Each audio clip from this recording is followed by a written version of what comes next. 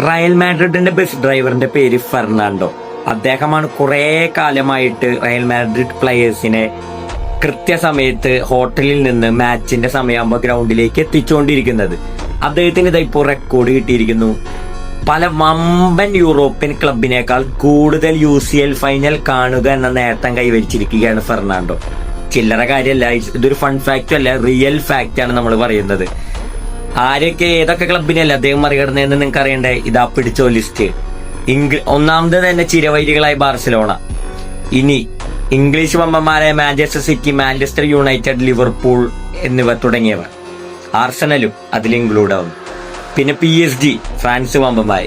ഈ ടീമുകളെല്ലാം കണ്ടതിനേക്കാൾ ഏറ്റവും കൂടുതൽ UCL ഫൈനൽ കണ്ട വ്യക്തിയാണ് ഫെർണാണ്ടോ. ചുമ്മാതൽ 20 വർഷമായി അദ്ദേഹം റയൽ മാഡ്രിഡിനൊപ്പം തുടരുന്നു. റയൽ മാഡ്രിഡിന് 20 വർഷമായി ഏതൊക്കെ UCL ഫൈനൽ റയൽ മാഡ്രിഡ് കളിച്ചിട്ടുണ്ടോ എല്ലാ UCL ഫൈനലിലും റയൽ മാഡ്രിഡ് ബസ്സിനെ നയിച്ചത് അദ്ദേഹമാണ്. പ്ലെയേഴ്സിനെ ഗ്രൗണ്ടിലേക്ക് എത്തിച്ചത് അദ്ദേഹമാണ്. അദ്ദേഹത്തിന് ഇത്തിരി പ്രായമൊക്കെ ഉണ്ട്, പക്ഷെ അദ്ദേഹം കണ്ട UCL ഫൈനലൊന്നും വേറൊരു യൂറോപ്യൻ വമ്പൻ ക്ലബ്ബുകളും കണ്ടിട്ടില്ല എന്ന് പറയുമ്പോൾ നിങ്ങൾ വിശ്വസിക്കോ? എന്നാൽ വിശ്വസിച്ചേ പറ്റും. ഒന്നും കൂടി ഇതേ ടീമിന്റെ ലിസ്റ്റുകൾ പറയുന്നു: Barcelona, PSG, Liverpool, Manchester United, Manchester city, എന്തൊക്കെ വേണം, വമ്പൻ പീക്ക് നിൽക്കുന്ന വമ്പൻ ക്ലബ്ബുകളെ എല്ലാം ഈ ലിസ്റ്റിൽ ഉൾപ്പെടുന്നു. അവരെക്കാളെല്ലാം മേലെയാണ് UCL ഫൈനൽ കണ്ടിരിക്കുന്ന ഫെർണാണ്ടോ.